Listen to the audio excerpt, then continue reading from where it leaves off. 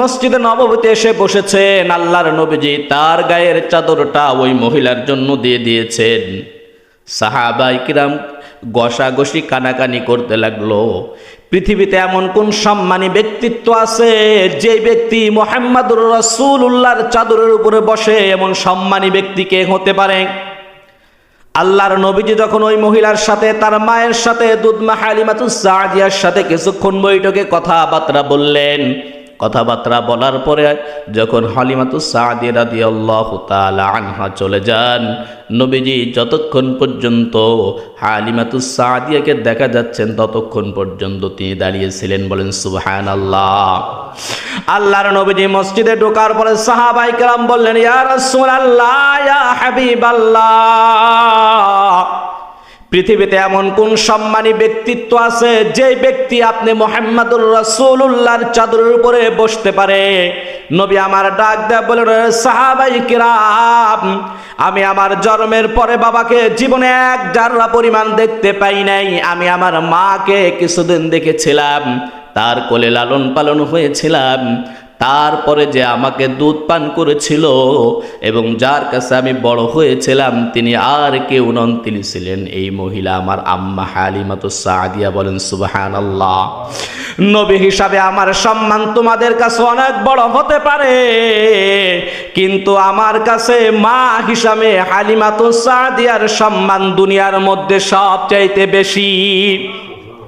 আল্লাহর নবী সেদিন বললেন, এ সাহাবীরা তোমরা শোনো, পৃথিবীতে তুমি যদি ইবাদত করতে করতে যদি আকাশ পরিমাণ ইবাদত করে ফেলো, আর তোমার মা যদি ইসলামের কোনো বিষয় ব্যতি রেখে যদি তোমার উপরে নারাজ হয়ে যায়, তোমার ইবাদত যত হবে মনে রাখবা সেকেন্ডের মধ্যে সব ইবাদত আল্লাহ রাব্বুল আলামিন নষ্ট করে দিবেন। বলেন সুবহানাল্লাহ। অর্থাৎ পৃথিবীতে মায়ের মর্যাদা আল্লাহর নবীজি যতটা দিয়েছেন, পৃথিবীর কোনো ধর্ম, পৃথিবীর কোনো মানুষ এত দিতে পারে নাই। আজকে দেখেন যে মানুষগুলা কোরআন মানে, ইসলাম মানে, যে মানুষগুলা দেখবেন রিক্সা চালায়, ভ্যান চালায়, ওর মাকে জীবনে একদিনের জন্য দেখতে পাবেন না যে বৃদ্ধাশ্রমে পাওয়া যায়। বলেন ঠিক কিনা?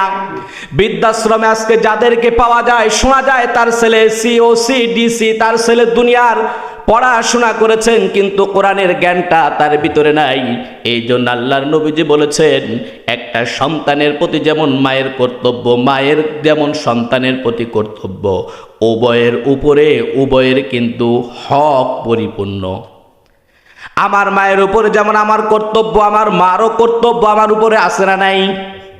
আমি শুধু বললাম আমার সন্তান আমার খেদমত করে না কেন, আমি সন্তান হিসাবে, আমার মা হিসাবে, গার্জিয়ান হিসাবে, আমি আমার পিতা হিসাবে আমি আমার সন্তানের হক কতটুকু আদায় করেছি?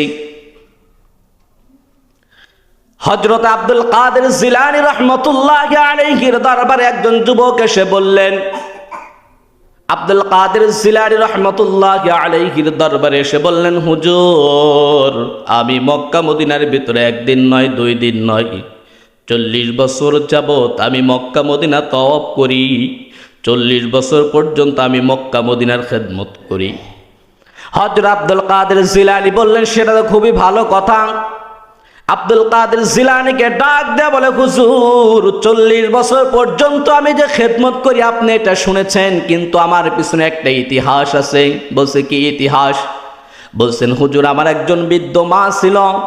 আমার মা মানুষের বাড়িতে বাড়িতে কাজ করে আমাকে অনেক বড় একটা জায়গায় পড়াশোনা করানোর পরে আমার মা বাড়িতে বাড়িতে কাজ করে, আর আমার মা আমি শিক্ষিত দেখে একটা বড় লোকের মেয়েকে আমার জন্য বউ হিসাবে আনে। কিন্তু আমার মা বউ হিসাবে যখন আনে, আমি তো চাকরি বাকরি করি।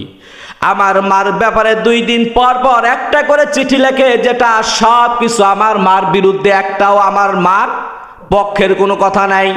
সারাদিন কাজকর্ম করি, দুনিয়ার আলেম পেয়েছি, মা কি যে সম্পদ আমি তো বুঝি নাই। কিছুদিন পরে দেখতে পেলাম বারবার চিঠি লেখে, বারবার চিঠি লেখে। বইয়ের কথাকে বিশ্বাস করে আমি অতিষ্ঠিত হয়ে মায়ের উপরে আমার বিশাল বড় একটা ক্ষোভ সৃষ্টি হয়ে গেল। এইবারকার রাতের অন্ধকারে চিন্তা ভাবনা করলাম, বাড়িতে গেলাম। বাড়িতে গিয়ে মায়ের দরজার সামনে যে দেখতেছি দরজাটা অল্প একটু খোলা। আমার হাতে একটা লাঠি নিয়া আমি মায়ের মাথার উপরে একটা বাড়ি দিলাম। কিন্তু মার মাথার উপরে বাড়ি দেওয়ার আগে আমি একটা কথা শুনেছিলাম, আমার মা নামাজের পাটিতে বসে বসে